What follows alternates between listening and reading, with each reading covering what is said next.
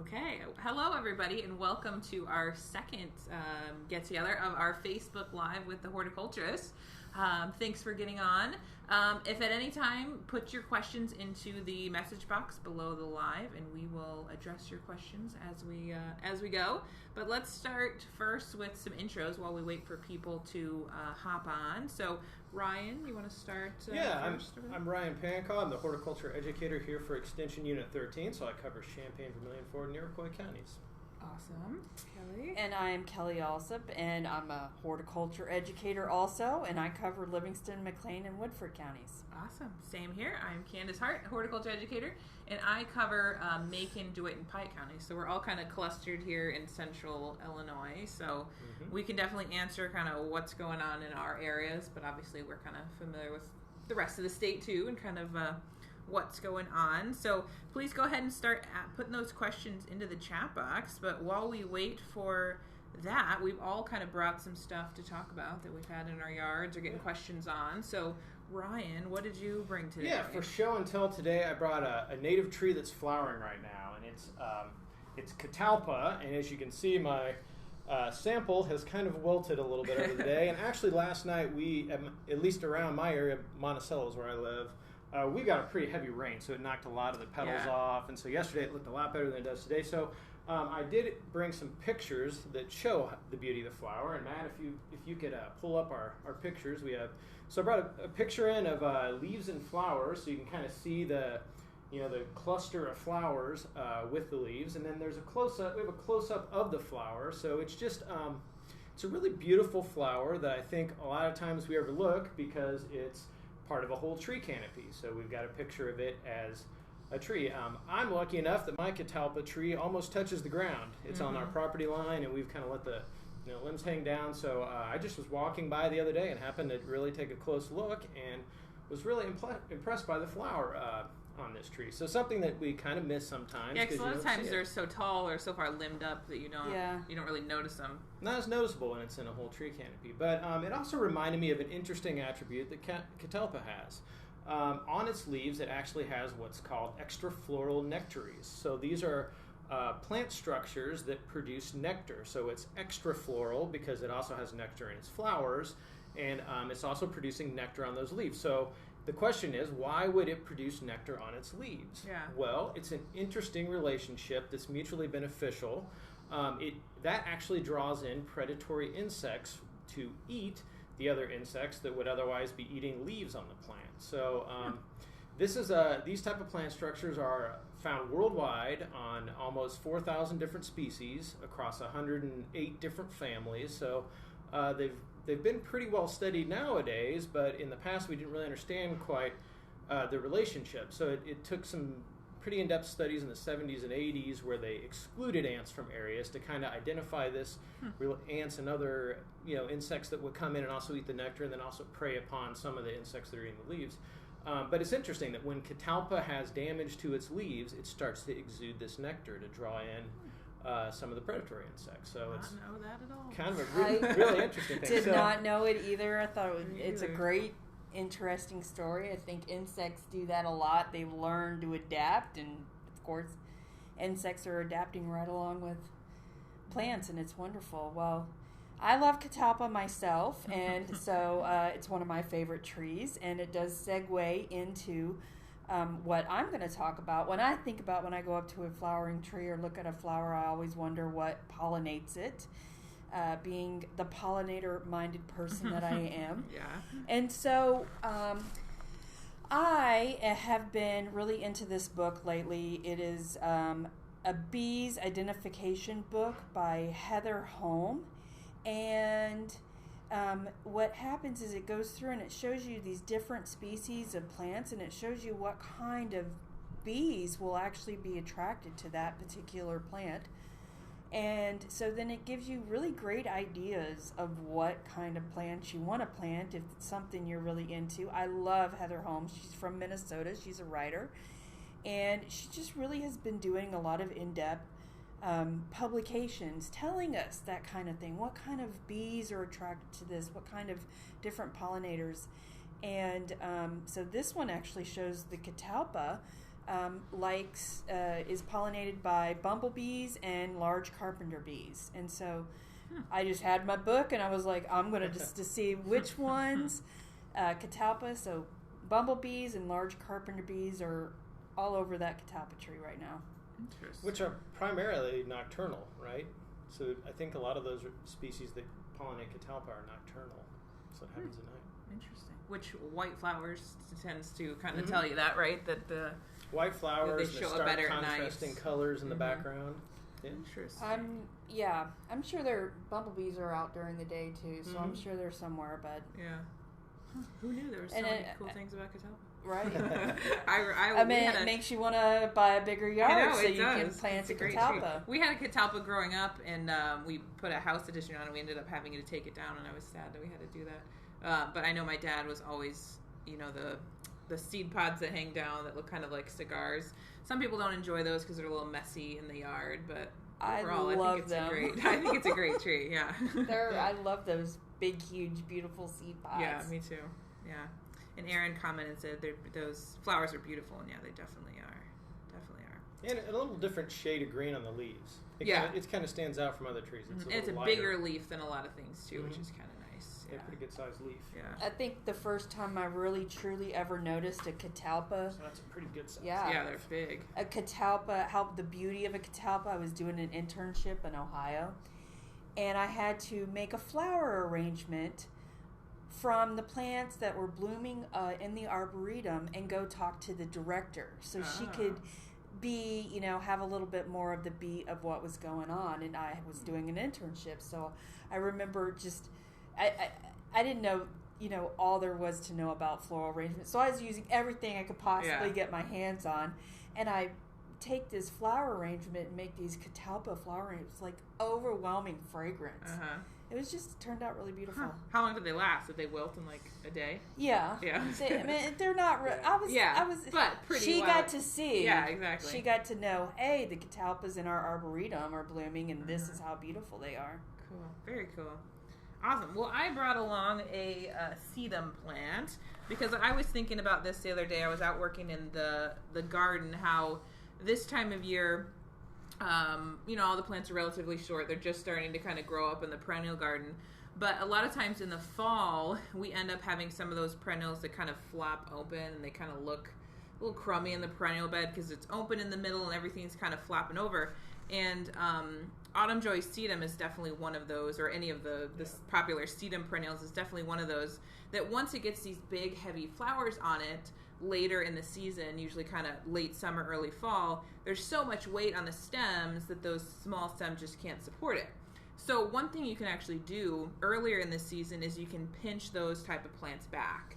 So a lot of gardeners have heard about mums, how you pinch your mums. I usually kind of try to remember, like Mother's Day, you pinch them once, cut them back so they stay more compact and branch, and you can pinch them again on Father's Day. It's kind of the general timeline is how I was always. That's how I always remember. Mother's Day, Father's Day. If you haven't pinched your mums, then get on it. But there's some other perennials that you can do that with too. So sedum would be one of those. So earlier in the summer, so about now, kind of through June, you could come in and you could cut back some of the stems of this sedum, and you're just cutting them back to a point where there's another leaf. So you never leave like a bare just kind of chunk of stem, because that's not going to have new growth. You want to cut back to where the leaves are. And what will happen now is that this will stay as a more compact plant. It'll branch out so you get a more bushier growth. And then once the flowers come on later, they're going to be shorter stems, so they'll be more supported. So sedums are great for this. Asters is another one. I do this with my bee balm that kind of gets long and leggy. I've done it with bee balm. I've done it with penstemon. Yeah, penstemon would be good. Calm down a little bit. Yeah, slow it down. Especially the native one, because it gets so big, and then it's hard to be like, oh, don't you want native plants? And they're like all like wild looking and laying on the ground. Yeah. Yeah, so there's quite a few things you can do that with. Just make sure whatever you're going to choose to do this with. Obviously, this was in flower because I got this from a greenhouse. Normally, these aren't going to be in flower yet in your garden. But just make sure you're doing it early enough in the season that you're not going to like throw off your flowering. Like you wouldn't want to pitch your sedum in August because then it's not going to have time to put on new growth and flower still. So just keep in mind like when that plant normally flowers, and you should be good to go. Yeah. And then you can always take, kind of like you talked about this last week with when you were cutting back some of those flowers. Yeah. What I would probably do with this sedum is I would just cut off these little florets and I would just stick this right back into the ground because sedum roots so easily. So then I can have some new kind of sedum plants going. So can you going pinch in there off too. those florets? Yeah. So you don't really want to leave the flowers like Kelly did last time because you want it to focus on really rooting and putting on new growth. You don't want to waste energy on kind of all these little flowers. So before I kind of stuck it in the ground or stuck it in a pot, then I would just remove all the little flowers. So it'd look more like yeah, just bare. Yep. So now I'd have a couple new sedum plants if you want to. Yeah. Wonderful. Now can you come do that? Yeah, I'll be right there. I mean, surely you like pinching things. I'll weed, you pinch. I actually do enjoy pinching, just kind of going around. Yeah. And pruning. Like it's relaxing, I think. Mm-hmm. Definitely. Yeah. Okay, well, keep watching. We've got several people watching here. Put in your questions if you got anything that you've been wondering about lately in the garden. We're happy to answer for you. While we wait, what do you guys want to talk about? You want to talk more about invasives? What do you want to? Yeah. Let's see a few invasive. Sure, plants. I brought in some great invasive plants that I'm not going to admit are from my property, but they are. But they might be. So this is garlic mustard. This is what it looks like this time of year. You can see it's wilted a little bit. I pulled this guy up about 7 o'clock this morning, so it's lost a little bit of its leaf pressure there, so it's wilted. But it's already flowered for the year. So these are the little seed pods that are going to produce, up to 500 seeds per plant, which are viable in the soil for up to 7 years. So that's a lot. Some heavy seed production. So really, your goal in controlling this plant should first be to stop seed production. So if you don't have any more seeds, you don't have any more plants being produced. And secondly, it's just so easy to pull this one. If you don't have a very big infestation, hand pulling is really the way to do it. But I think we kind of mentioned this last time that if you don't dispose of this guy, believe it or not, these can actually develop into viable seeds with the roots yanked out of the ground. So you need to bag this and get it out of there. You could burn it, you could destroy it in some way. You've got to get rid of this or you're going to keep to perpetuate itself. So don't just pull and lay it on the ground, which I do with a lot of weeds. I'll just kind of toss it. Yeah, don't throw it in your compost pile. You're going to... So essentially your strategy should be to exhaust that seed bank, because wherever you pull these from, it's a good bet that there was seeds dropped last year in that area, and they're going to sprout. So you probably have, you could have up to 7 years of follow-up if it's dropped a seed, and that can sit in the soil for 7 years. Another thing is, as you pull these, you really need to try to not disturb the soil as much, because that's going to bring up seed or leave a nice seed bed. So it's hard, to pull it out and not totally disturb the soil, but that really should be your goal with this one, and it's actually a biennial. So this is the second year. Yeah. So when the first year it kind of stays small and has this scalloped leaf, and it can be difficult to identify it first until you identify it, then you see it everywhere. Yeah, and it can be a little confusing too, because it's a basal floret is what it is for that first year, which is low to the ground, and the leaves look a little different. So it really is confusing to a lot of folks. I've had that question, what's this plant, and it's right next to one of these guys, and it's just a baby garlic mustard. This is one to definitely keep on top of. I mean, it pops up everywhere.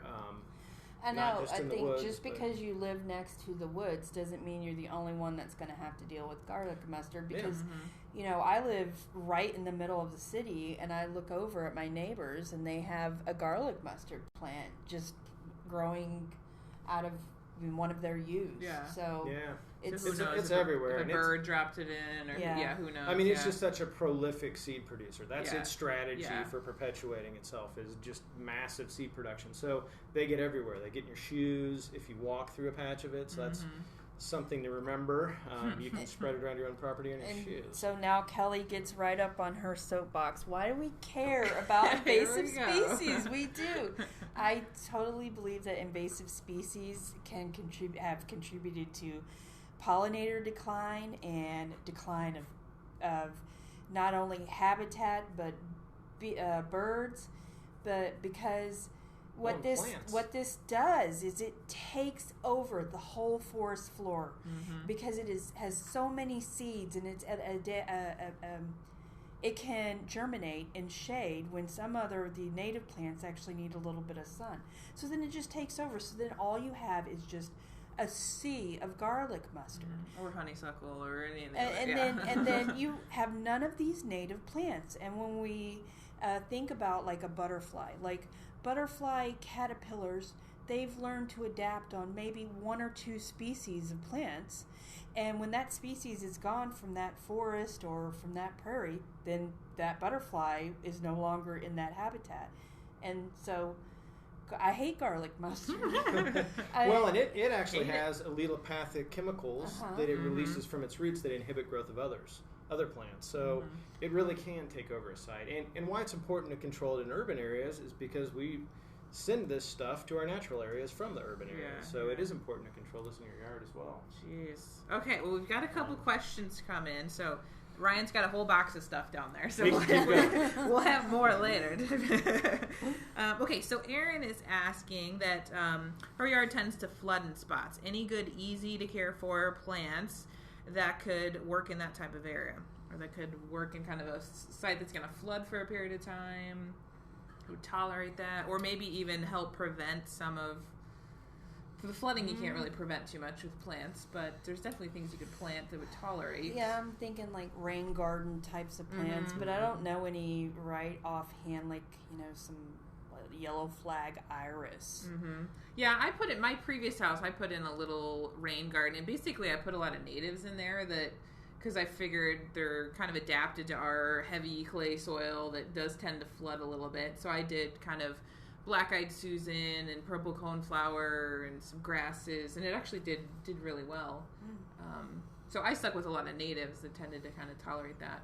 Yeah, and there's trees that handle standing water. Bald cypress is probably my favorite of the trees that would handle a situation that's standing water. But there's willows, and there's a lot of... Yeah, willow's a good one. They're a really good one. They have flowers really early in the season, so that's kind of important for pollinators.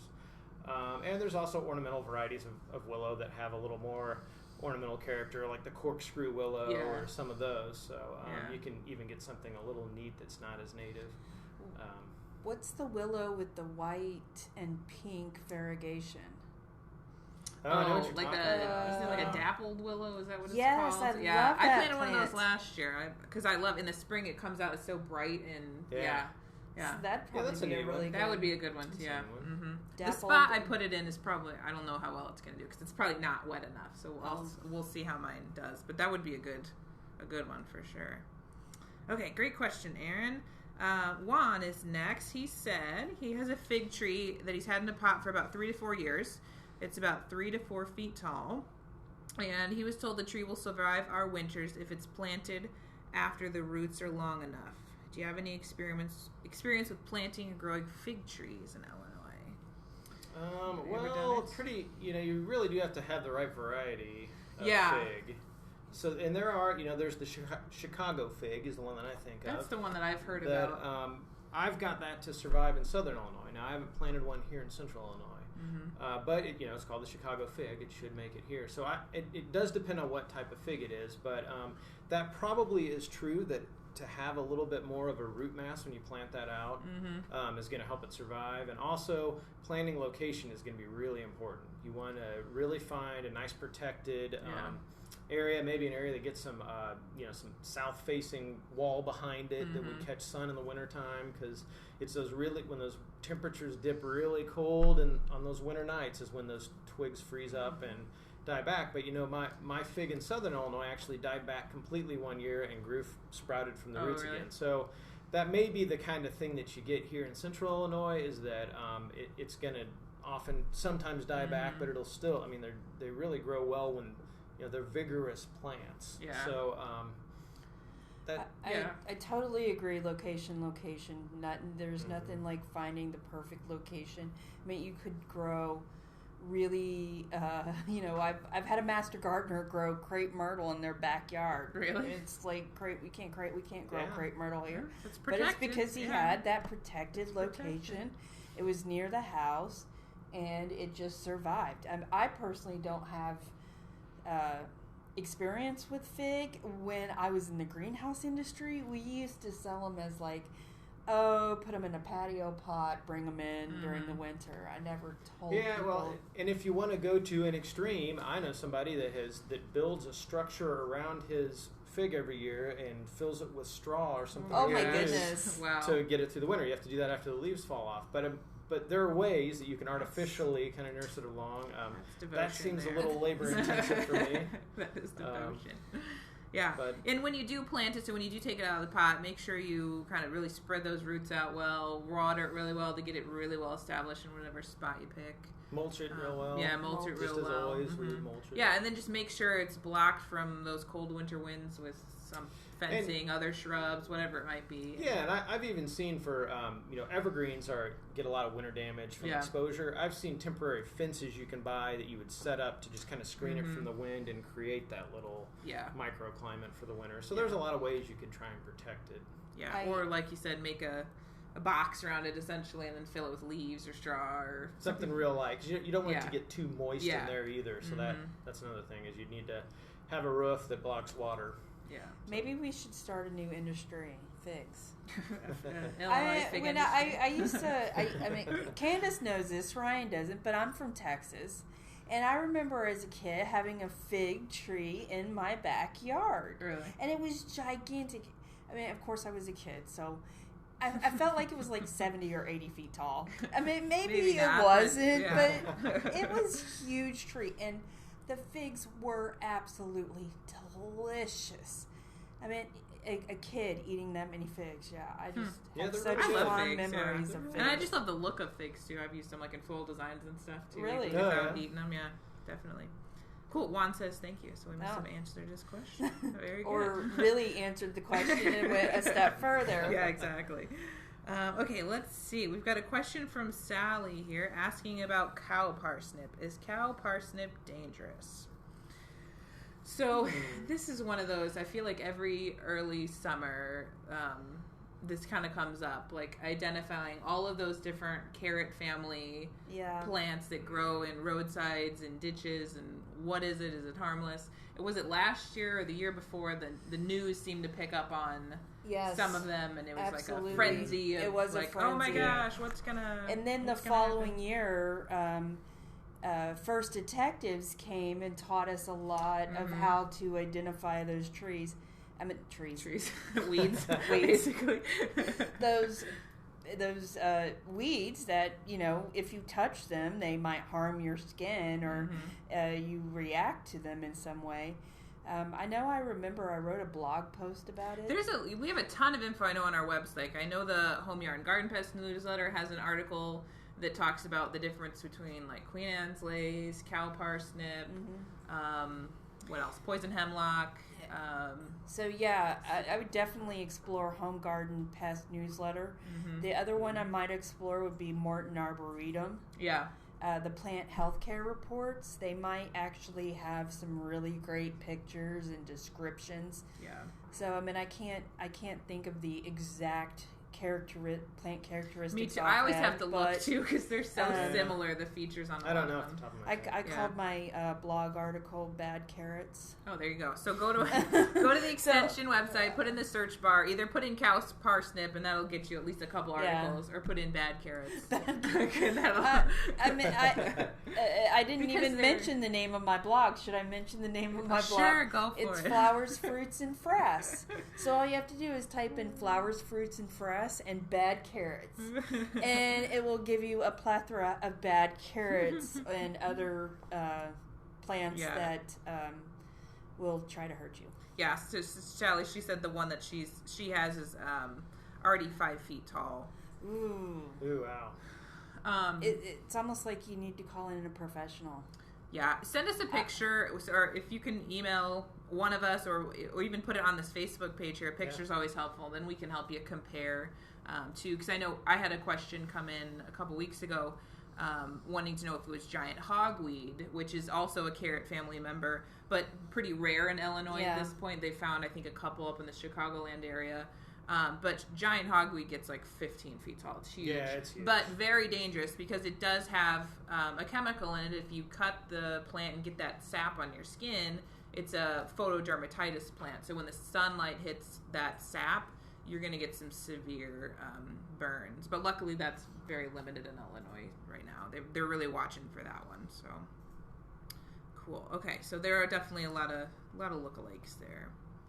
Let's see. Hey, JC, put in some questions if you got any. If anybody else watching have any questions, put them in, and we will be happy to try to answer them, or at least direct you to some information if we're not 100%. So I've been trying to keep up with the watering in my garden this week. Yeah. It's so brutal going out there. I know I should not complain about the heat, but I was just telling Candice and Ryan that I wrote all these articles about cool season vegetables, and I planted all my kale and Swiss chard and carrots and potatoes, and I don't really even feel like we got much of a cool season for me to grow these, and so I'm a little disappointed about skipping over the cool season, but I'm excited about, my herbs and my eggplant and my tomatoes. Yeah. And so I've already seen butterflies pollinating. I've already seen tons of bees pollinating. Yeah, I've seen a lot of bumblebees, And so I'm excited about that. But I think one thing that, is always a great article, which, I always write like Watering 101 once a year about how to water things properly. Yeah. And I think a lot of people have really great intentions, but do it incorrectly. And so what they do is they'll set their alarm and they'll go out and they'll water for 30 minutes every day at 4 o'clock. And horticulturists, we don't like seeing that. Yeah. Because we think that you need to have plants that dry out in between waterings, and then you also need to really thoroughly water plants. I think, when we say 1 to 2 inches, well, standing there with a water wand in your hand in front of your Japanese maple or something, your hydrangea, and you go 1, 2, 3, and maybe stand there for 10 seconds, you need to stand there for 100 seconds or way more than 100 seconds. Yeah, sometimes that doesn't even get through the mulch. Yeah, exactly. Or you're putting it on so quickly that it just runs off. Anyways, you gotta really put it on slowly so that it really is gonna percolate down in there. Yeah, and so my rule of thumb is, instead of just, really, dig in, look and see if the soil is moist, and then water less often, more. So rather than watering for 30 minutes every day, you're going to water for an hour 3 times a week. And you're going to really think about that plant. I always say 1 inch for normal temperatures, 2 inches for temperatures above 90. But those of us who are growing our vegetables in containers or our annuals, we may have to be watering every other day and really soaking it. Yeah. Well, and so there's always the question too of how often do I water? I know, I hate that question. I think one of the ways I've kind of done that is you kind of know in your own garden where the most sensitive plant is. So if you want to just test that, don't water for a couple days, and once you start to see the wilting on that most sensitive plant, then it's time to water, and you can kind of think about how many days that was you didn't water, and kind of estimate based on rainfall. Yeah. So Kelly and I both have a greenhouse background, so we tend to have a lot of experience with kind of a whole room of the same plant and looking for some of those initial signs of wilting. So once you know a crop really well, you can even recognize the color slightly off, it's time to water even before the wilting starts. So once you start to know your plants, you kind of when's time. You can also lift the pots too. I do that with a lot of my container plants, give it kind of lift the edge a little bit. If it still feels heavy, then it's not time to water. Pots you can really tell. That's pretty easy. You can feel the moisture content. People in my office, they'll put their finger in the top. I'm like, no, don't put your finger in the top. Put your finger in the bottom. Yeah. Because the bottom is, if it's moist and it's dry at top, fine. no, you're good. Don't water. Yeah. Skip it and for a lift day it or up. two. Because the top's always going to be dry. Yeah. That's always going to be one of the driest parts. Exactly. There's maybe another question about water delivery methods too. Yeah. As to how you do that. Obviously a sprinkler that sprays it up in the air, you lose a lot to evaporation, and definitely depending on the time of day, you could lose a lot more to evaporation if you're watering during the heat of the day. For vegetable gardening, I have went to drip tape for a lot of things that I really like, and it really, if you can lay down that drip tape as you plant your plants and then cover that with mulch, that's the most efficient watering system for delivering water to plants that you can get. And that's a bigger deal in more arid regions where there's maybe even watering restrictions. But I still think that there's not a reason why we shouldn't try and conserve water here too. Well, even though we have a humid, relatively humid climate, it's still there's no need to waste water. So there's soaker hose is another method of doing the same kind of thing as drip tape. But I'll admit I use sprinklers in areas, I use drip tape in areas, I use soaker hose combination. in areas. So it depends on the spot.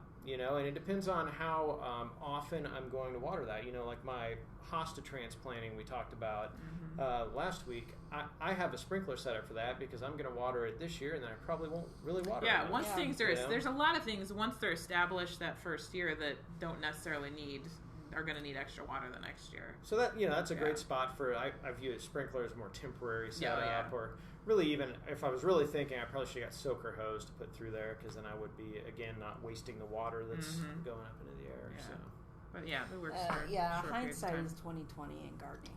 Right. Yeah, but sometimes you have to deal with what you got. Exactly. The only thing I had available was a sprinkler. Yeah, and you got to water. Yeah. And then another thing, Candice, we should tell them about when they should water and why we want to put water at the bases of.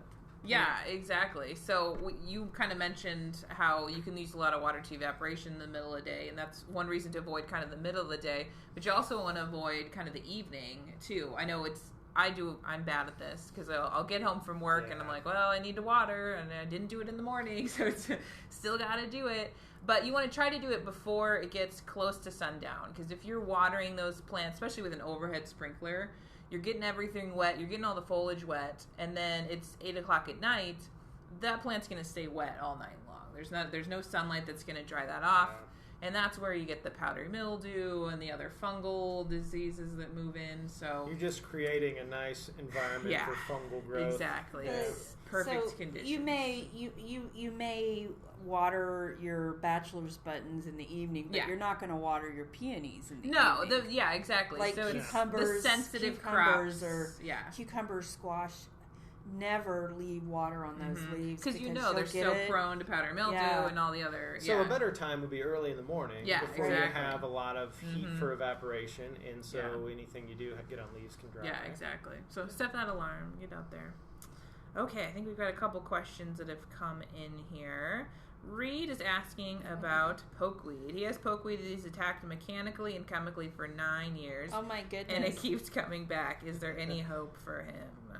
I've always handled it mechanically. Me too. By pulling it or using a string trimmer to cut it down repeatedly or mowing.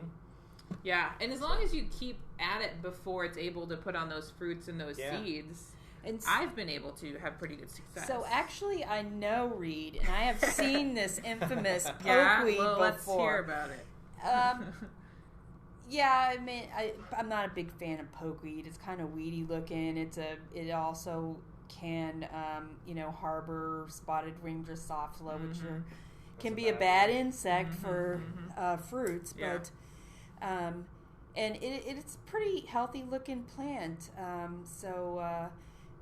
keep thinking maybe he hasn't fully gotten the root ball. The root, maybe it really keeps pokeweed has that from that deep of a root to where he never gets the root. Well, I think though continual mowing, repeated mowing throughout the season should select for a grass or something over that pokeweed. Yeah. Well, and he said chemically too, because I've had success with Roundup on mine, and it's good. Yeah. But that gets the roots. Yeah. And sometimes with Roundup, you have to do follow-up treatments. You still need a couple applications. Yeah. So I don't know if I've ever really. And last night on Mid-American Gardener, we were talking about thistle. Mm-hmm. And anybody that's ever pulled thistle knows, I mean, that root is it's as tall as I am. And if you don't get it all, it's going to come back. And it's going to keep coming back. And so they had a really great suggestion of really watering it in and just gently tugging at that root, and then keep watering in and keep tugging at the root. I mean, it makes sense. Yeah. You got to get that root system. Oh yeah, everything I pulled up this morning, invasive species wise, came up really easy because we had all that rain. Because we had a good rain. Yeah, exactly. Definitely. Well, I would say just keep at it, Reed. I think 9 years. He is go for 10. Go for 10 and see how you do. If not, ask Kelly. Okay, other Kelly is asking recommendations for fast-growing trees for windbreaks. Anything that's more tolerant to insects or diseases. This is a common one. Yeah, yes, pretty common it is. question. Yeah. Some of our non-native trees, blue spruce, is one in particular that's not good. Yeah, don't do it. So yeah, I tend to recommend. One of the ones that I like that's native to Illinois is white pine. Is one. One of the drawbacks with white pine is that it is kind of weak branched, or its wood fiber is a little weaker than others, and it has a lot of foliage that it holds throughout the winter. So when we get an ice storm or a lot of snow accumulation, it's prone to branches breaking. But that's one that I recommend a lot. That's usually my go-to too, yeah. And it's another issue with it is that it really, that new growth on white pine twigs is like candy to deer. So they'll really get after your white pine. So if you're in an area with a lot of deer pressure, you'll need to protect them in some way or another. Yeah. But that's probably my favorite windbreak species. There's some other probably non-native species.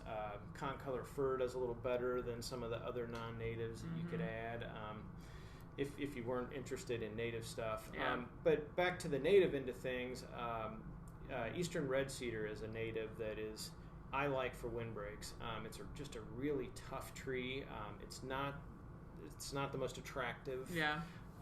Tree at times, but it's native, it's tough, it's an early invader of old fields and places like that, so it really does well in a harsh windbreak type setting. So those are probably my two main native trees that I would recommend. And as far as non-native, there's some good recommendations out there if you look up alternatives to Colorado blue spruce, and I think it's Michigan State Extension that has a pretty good little flyer that goes through some of those. So I can't think of all those off the top of my head right now because I'm usually focused a little more on natives. Yeah. But look up that handout that they have. I've given that to a lot of folks over the years. It has some good suggestions. And I think, and if you, go ahead. I think Kelly would be up to mix it up too. That's it. Yeah. I think she wouldn't, because I think a lot of people want the same species, and it kind of looks weird. And that's what I always say too. Don't plant a monoculture, because then if you have a whole row of blue spruce and Rhizosphere neocast moves in 20 years, then your whole windbreak's gone. So think about planting some taller things like the white pine, but then maybe a little farther out doing some larger shrubs and kind of. So it's not just one species, it's kind of a combination. Layering, yeah, exactly. Yeah. Yeah, for sure. Avoid the monoculture. Thank you, Kelly. Yeah, good question, Kelly. Yeah.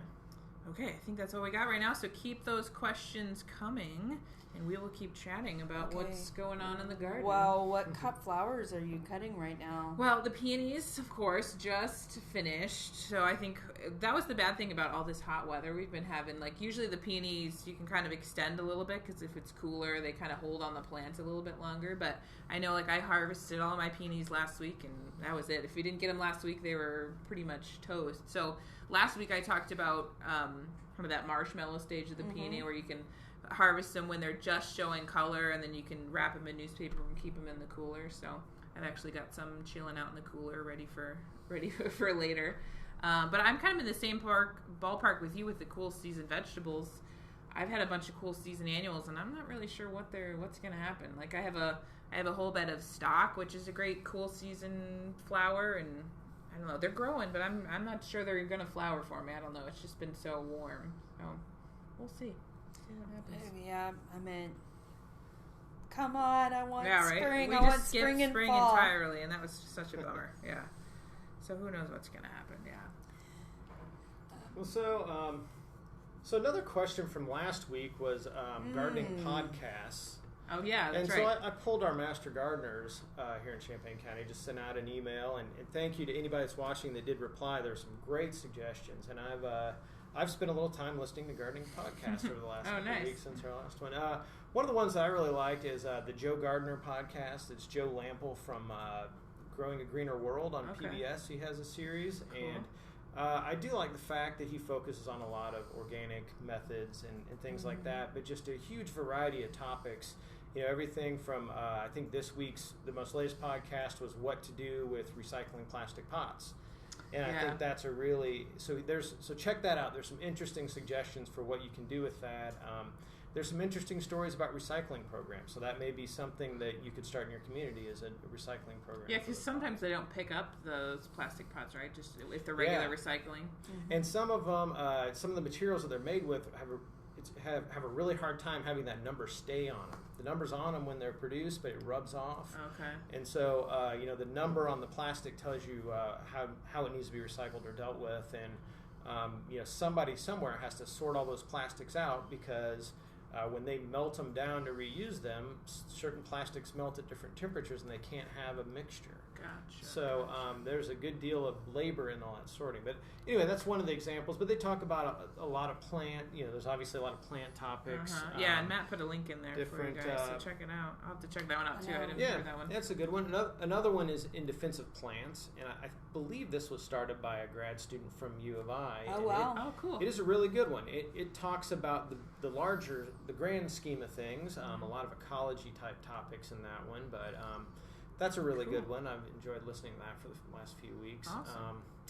And that's all I can think of off the top of my head. But those are a couple really good ones. I think another one was called A Way of Gardening, and I can't remember the host name. Yeah. It's a lady, but she had a really good one on IPM I listened to that talked about how to promote beneficial insects in your garden as opposed to spray and kill everything to get rid of the bad guys. So a really interesting 2-part podcast on that IPM concept and how to use that. Yeah, Kelly will have to check that one out for sure. So we did just have we had one question come in about comments about pH. Would the pH affect garlic mustard? Yeah, could you adjust the and, pH? I've read a few articles about you can tell by the weeds that grow in your garden, you can tell the pH because that's what they tend to like. Mm-hmm. And you can tell if you have, certain characteristics, but do you know anything? I've never read scientific literature about this, so I don't know. I'm just kind of making a guess here, but just based on how tough garlic mustard is and all the places it grows, I think to adjust pH enough to impact it, you would wipe out other plants. Yeah. So I don't really think that's it's definitely not a recommended management difficult technique. To do, Yeah, so that's going to be challenging to do. And I'll say too, the garlic mustard that I have in my landscape is mostly under a windbreak of pine trees, which pine is supposed to kind of reduce the pH a little bit. So over time, that doesn't work. Well, I'm just thinking. So the pines don't work. Pine doesn't work. Although pine doesn't adjust the pH a whole lot, but it loves that spot. So. I'm a big fan of getting your pH tested, though. Oh yeah, exactly. Find out what you have for sure. Yeah, it's a really good question. Yeah, really good question, really good thought. But I think my guess is probably it's going to be hard to hurt garlic mustard that way. Yeah, and I'm sure somebody's tested that. We could probably find some type of study that would, if we did some searching. Okay, a couple questions here. Do marigolds really repel pests? Deborah's asking. What do you think? I think that, the marigolds do have, somewhat of a scent that may repel some of them, and it would be just a few pests. It wouldn't be all pests. And, it's kind of like with the, you hear about the scented geraniums, the citronella plants, the mosquito plants. Well, Candice and I were talking last, you'd have to rub the leaves. You really got to get the oils all out. over your body for you to actually have the benefit of mosquito plants. Sitting next to the plant doesn't do it. Not that having the plant it's a gorgeous, wonderful smelling plant. Let me tell you, it's an awesome plant. But I actually think that marigolds, the benefit of them, even is that they actually attract the beneficial insects that then help take care of your pests. Mm-hmm.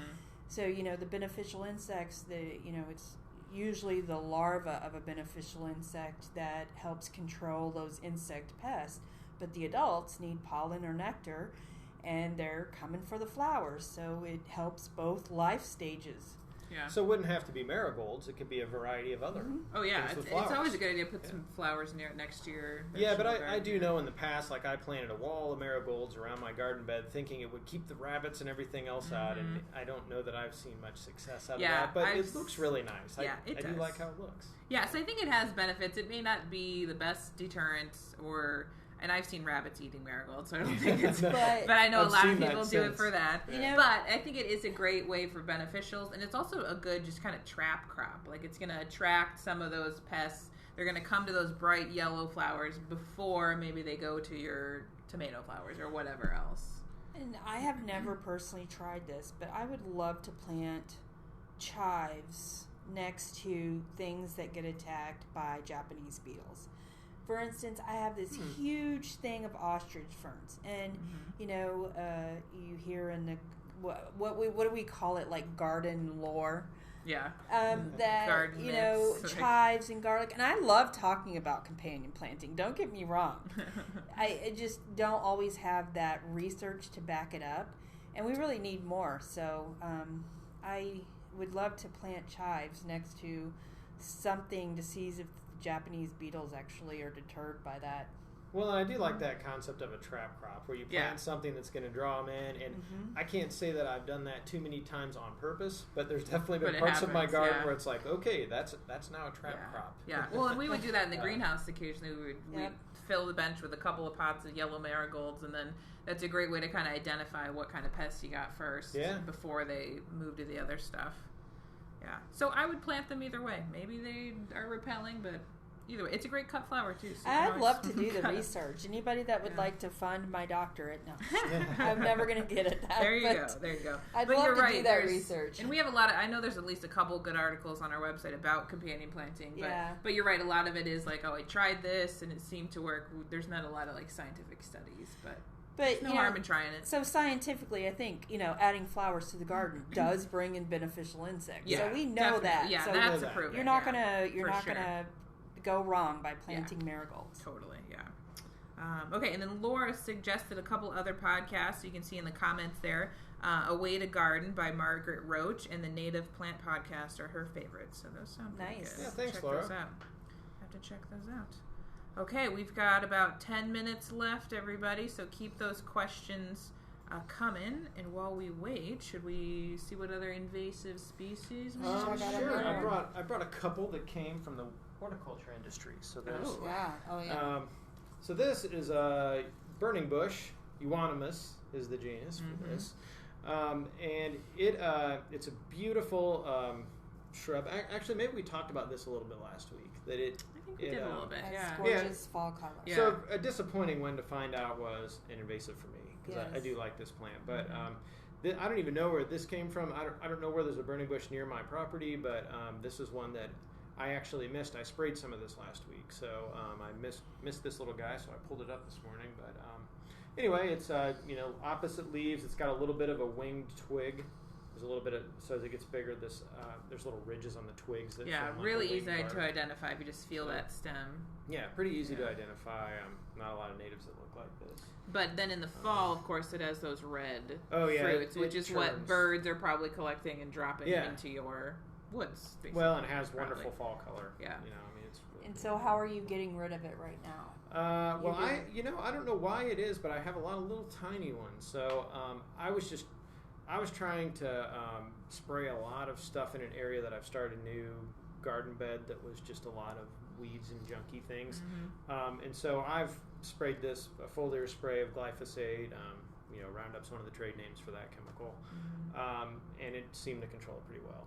So applied at the right time and right rate and everything. I think bigger shrubs.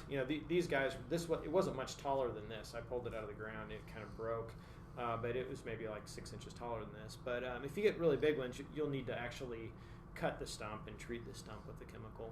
It would be if it was a big because like Roundup glyphosate doesn't really work very well on woody, already established types of plants. You kind of need to cut them unless they're small. That's the time. That's the time if they're just starting to. Okay. But on a full shrub of this, you would have you wouldn't have a very easy time killing it with a foliar spray on the leaves of glyphosate. So I have some great native alternatives. Let's talk about it. Instead we've got some of questions too, a burning bush, we could do chokeberry. That's a and good so one. it has really glossy leaves, so the fall color is actually way more breathtaking than it is great fall color. Great fall color. Burning bush. Plus, it also has gorgeous flowers. And then I'm a big fan of viburnums for their fall colors. So I think a viburnum would be also another great alternative to this plant. Fill in the spot. A lot of other stuff you could do. There's very tons good. of stuff. Awesome. Okay, I think we've got like 3 quick questions that came in. Okay. Let's see. My mom's on. Hi, Mom. Hello. Hi, Mom. Laura is asking, how do I know when my garlic is ready? It's already really tall.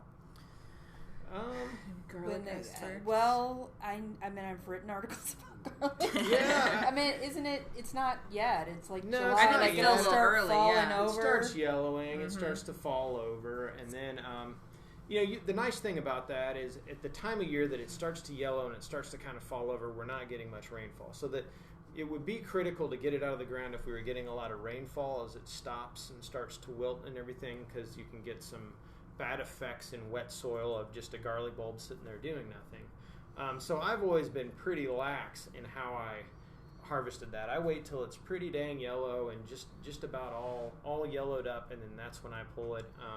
You can always pull out a bulb now and take a look and see how they how look. it looks. And see if they're all big enough now, you could pull it now. Oh, I meant, wouldn't this at this time of the year? Wouldn't there be scapes on it? There's scapes are yet to come on mine. Okay. They're probably close. Probably. But that's another thing. You don't want to miss out on the scapes. The scapes are one of the best Those parts, are I think. delicious. So those are the flowering part, and and in fact, you're supposed to pinch those off. But I make pesto out of them. I really like really to chop tasty. them up in scrambled eggs. It gives it a real garlicky flavor in the eggs. So it's like that's the beauty of garlic is you get 2 harvests. So in the spring or early summer for you, you're going to get those scapes, and then later on you're going to be able to harvest the garlic. Yeah. So So you'll know when it's time. Yeah. You'll know when it's time. And growing your own garlic, you'll never want to buy garlic from the grocery store again. Oh yeah, fresh garlic is another stronger.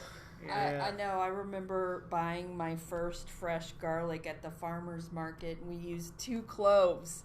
And that was a mistake. We should have used a 4th because it was strong. It was delicious, but it was much more potent than we were used to. We could talk for a second about the difference in store-bought garlic. Yeah. That it's been bred for longevity and shelf storage. life. Yeah. So that's why they've sacrificed a little bit of flavor in that. Where when you grow your own, you're able to pick from tons of varieties of garlic. There's around here. There's some local sources you can get it from, and probably all parts of the state. There's a grower you could get seed locally. And then I've really had a lot of fun saving it over the years. And you pick the bigger bulbs to save. To select for better genetics, and over time your little garlic patch gets better and better. So it's a pretty fun crop to grow, and especially fun for the time of year that you plant it. Yeah, there's nothing else to do in the you garden. plant it in the fall, and then you plant it after you've planted after you've planted everything else too. Like you planted your tulip bulbs and your daffodils, all those way before you plant your garlic bulbs. They're at the very end. And a great use of crop rotation, too. Yeah, rotate it around and put it in after different things. So it's a good one. Cool. Okay, we've got 2 more questions here. Deborah's asking the best time of year to prep your garden soil. Fall. Fall is usually usually your best. That's the best time to kind of work in organic matter, whether it's compost, leaves, grass clippings, whatever it might be. You tend to put those on in the fall so they have time to actually kind of start to decompose before. React with the soil, kind of do what they're going to do, especially if you needed to raise pH, if you were putting in lime at all. It'd be really critical to do that in the fall so you get some kind of effect because it takes longer for that lime to do something. Yeah. Or if you're acidifying too, same thing. Yeah, it it's would going to take take a time. while. Yeah. So. And how about tilling? I think we kind of touched on tilling last time. What do you guys think about best time to kind of till in? If I'm going to till an area, it's usually in the spring in a nice dry window. That's the problem you get into in spring is it's wet so often. Yeah. But I would say I usually try and do it a week or two ahead of putting plants in it, and if possible. But another thing you have to think about when you till up an area of soil is when that soil's all loose and fluffy, if it gets rainfall on it, that tends to crush down some of the structure pretty quick. So, in an ideal spring, I would have a 2-week period of no rain that I could till at the start of, wait a little while for everything to kind of settle down, and then I get my plants in and mulch it real well. But that's kind of hard to hit on the mark. So, as with everything, there's flexibility in all gardening rules. Exactly. And like a garden location, like a garden bed, I personally try not to till it every year. Yeah, if you don't have to till, then... I just, I'll till to incorporate organic matter or, different things like that. But like, my jail garden this year, we didn't till it up. We just, started digging in it again and making our little rows with our little hose, and so that's what we did. And so the garden seems amazing. The reason I do that is because a lot of the bees are still living in the ground, and if I were to go through and just randomly till when I don't need to, then I'm going to kill those bees nesting in the ground. So we know that 70% of our bees actually nest in the ground. Well, and it's also detrimental to the microorganisms in soil. Yeah. Their populations get disturbed every time we till it. So, I'm really trying, in my own gardening, trying to go away from tilling. But there's just, from like my potato patch, I haven't figured out a way to no-till that because I do the hill method. Yeah. So sometimes you really just have to loosen it up. Yeah, so that probably I'm selectively tilling on a rotational basis, maybe is how you'd look at what I do. Be selective about where. And I know we're running out of time, but one of my favorite things that I've been learning from Extension lately is this cover crops, using cover crops in the late summer, early fall to help your garden beds. And so I'm going to do that at the jail garden this fall. I'm going to do cover crops because I wanted to alter my pH in a different way. Yeah, I do a lot with cover crops. Yeah. That's the only way I've gotten out of tilling areas is with cover crops. One good alternative. Yeah. Cool. Okay, we've got time for one final question. That comes from Heather, asking the best time to plant asparagus. When is the best time to plant asparagus? I just planted some. I did. Spring I hate to admit it. Yeah. I wish it would have been a little earlier, but they didn't ship it to me till 2 weeks ago. I planted mine like 5 or 6 weeks ago. I spread out the roots and the crowns, and covered them up and watered them in well, and then I mulched them like two days later, and they are doing amazing. I mulched really thick, and I think that's important too because it's it's going to trap that moisture and keep. Especially this time of year where I was really nervous. Maybe it was even just last week I got these in the mail and planted them. But I was really nervous about how hot it was and how much things are going to dry out. And thankfully, it's a bed that's on the very edge of all my vegetable garden. So I'm able to, as I water my vegetable garden, water it as well. Yeah, but it is. probably a little late yet. Yeah, but spring tends to be the desired season. And even though it's a little late, if she were to make sure it stayed nice and watered, Yeah. and she mulched, she could probably be fine. really It successful would do fine, right now. But with asparagus, you don't harvest it for the first 2-3 years. Yeah. So you just Kind of a waiting you're game just waiting anyways. for it to. But boy, when establish. it gets established and going, you have got some asparagus. Nice. And it just keeps producing. It's a very productive crop, at least for me. Yeah, for sure.